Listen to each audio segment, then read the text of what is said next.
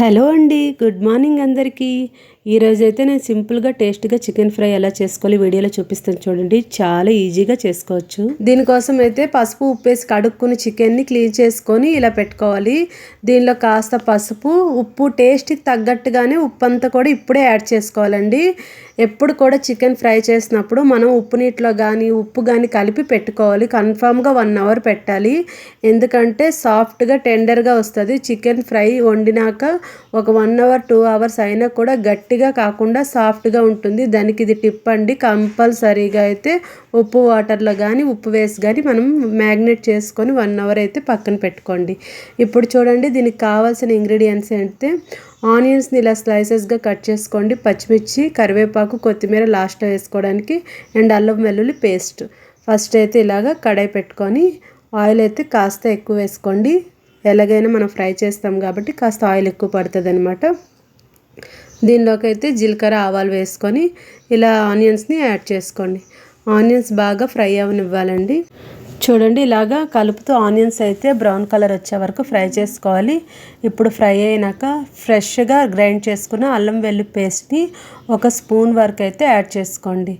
ఇది ఫ్రెష్గా దంచుకుంటేనే టేస్ట్ మీకు బాగా వస్తుందండి. ఇలా పచ్చివాసన పోయేదాకా ఆనియన్స్తో పాటుగా దీన్ని అయితే నీట్గా ఫ్రై చేసుకోండి. ఇప్పుడు ఫ్రై అయినాక మనం కలిపి పెట్టుకున్న ఉప్పు పసుపు వేసుకున్నాం కదండి, ఆ చికెన్ అయితే ఇప్పుడు వేసుకొని హై ఫ్లేమ్లో 10 మినిట్స్ కలుపుకోవాలండి.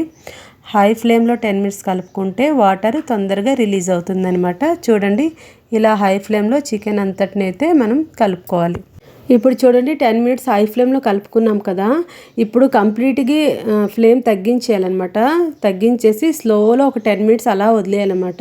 అప్పుడైతే చూడండి, ఇలా వాటర్ అంతా రిలీజ్ అవుతుంది చికెన్లోంచి. మళ్ళీ ఒక 10 మినిట్స్ అయితే మనం స్లోలో పెట్టుకోవాలి. నెక్స్ట్ ఇప్పుడైతే టేస్ట్ తగ్గట్టు కారము, ధనియాలు, జీలకర్ర పొడి యాడ్ చేసుకొని కలుపుకొని సిమ్లో పెట్టుకొని 10 మినిట్స్ అలాగ మగ్గనివ్వాలన్నమాట. ఉప్పు కారాలు బాగా పట్టాలండి, ఫ్రై కదా, అందుకని అలా సిమ్లో పెట్టుకొని మూత పెట్టుకొని ఒక 10 మినిట్స్ అయితే మనం కుక్ చేసుకోవాలి. ఇప్పుడు చూడండి, ఆయిల్ అంతా ఇలా పైకి తేలింది కదా. ఆనియన్స్ కూడా బాగా సాఫ్ట్గా అయ్యి మంచి టెండర్గా అయింది కర్రీ అయితే. ఇప్పుడు స్లోలో ఒక 10 మినిట్స్ పెట్టుకుందాం ఇలాగా.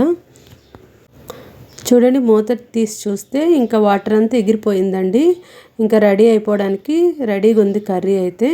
ఇప్పుడైతే గరం మసాలా పొడి కానీ లేకపోతే మనకి చికెన్ మసాలా ఉంటుంది కదా, అదైనా కూడా ఒక ప్యాకెట్ వరకు వేసుకోండి. నేను గరం మసాలా ఎక్కువగా వేయను, ఎందుకంటే పిల్లలు ఘాటుగా ఉంటుంది అని ఇష్టపడరు అనమాట. నేను ఎక్కువగా చికెన్ మసాలా వేసి చేస్తానండి. ఇప్పుడు చూడండి, ఈ చికెన్ మసాలా ఒక ప్యాకెట్ దాకా వేసుకున్నాను కదా. ఇది కిందకైతే అడుగు పట్టి ఇలాగా మొత్తం కిందన ఇదిగోండి అడుగు పడుతుంది చూసారా. ఇలా గీక్కొని అయితే మొత్తం చికెన్ని రోస్ట్గా అయ్యేంత వరకు అయితే ఫ్రై చేసుకోవాలి. చాలా టేస్టీగా ఉంటుందండి. రసంతో అయితే పర్ఫెక్ట్గా ఉంటుంది, చాలా టేస్టీగా ఉంటుంది. ఒకసారి ట్రై చేయండి. పిల్లలు అయితే చాలా ఇష్టంగా తింటారు ఈ ప్రాసెస్లో చేస్తే. ఎందుకంటే ఎక్కువగా స్పైసీ ఉండదు, సాఫ్ట్గా ఉంటుంది, బట్ ఫ్రై చాలా బాగుంటుంది. అయితే ఇది ప్రాసెస్ కొంచెం టైం టేకింగ్ అండి, గబగబా అయ్యేది కాదు. కాస్త స్లోగా నీట్గా కుక్ చేసుకోవాలన్నమాట. ఇప్పుడైతే చూడండి, కలర్ కూడా ఎంత మంచి కలర్ వచ్చిందో చికెన్కి. ఇంకా ఫ్రై అయిపోయినట్టే. ఫైనల్గా అయితే ఇలా కరివేపాకు, కొత్తిమీర యాడ్ చేసుకొని మంచిగా కలుపుకోవాలన్నమాట. కాస్త ఆయిల్ ఎక్కువగా పడుతుంది కాబట్టి ఆయిల్ చూడండి ఎలా కనిపిస్తుందో. ఇలా మాడునంతా గీకేయాలండి. గీకితేనే మంచి అరోమా వస్తుంది అనమాట. బాగుంటుంది చికెన్ టేస్ట్ కూడాను. ఫైనల్లీ అయితే కర్రీ అయితే చాలా ఎమ్మీగా రెడీ అయిపోయిందండి. ముక్క చూడండి ఎంత సాఫ్ట్గా ఉంటుందో. మనము ఉప్పు నీటిలో నానబెడతాం కదా, ఉప్పేసి మ్యారినేట్ చేస్తాం కదా, అప్పుడు ముక్క ఇంత సాఫ్ట్గా వస్తుందండి. జనరల్గా అప్పుడప్పుడు చేసుకుంటే ముక్క గట్టి పడిపోద్ది, అందుకని ఇలా చేసుకోవాలన్నమాట. ఐ హోప్ ఈ వీడియో నచ్చింది అనుకుంటున్నాను. ప్లీజ్ లైక్ చేయండి, సబ్స్క్రైబ్ చేసుకోండి.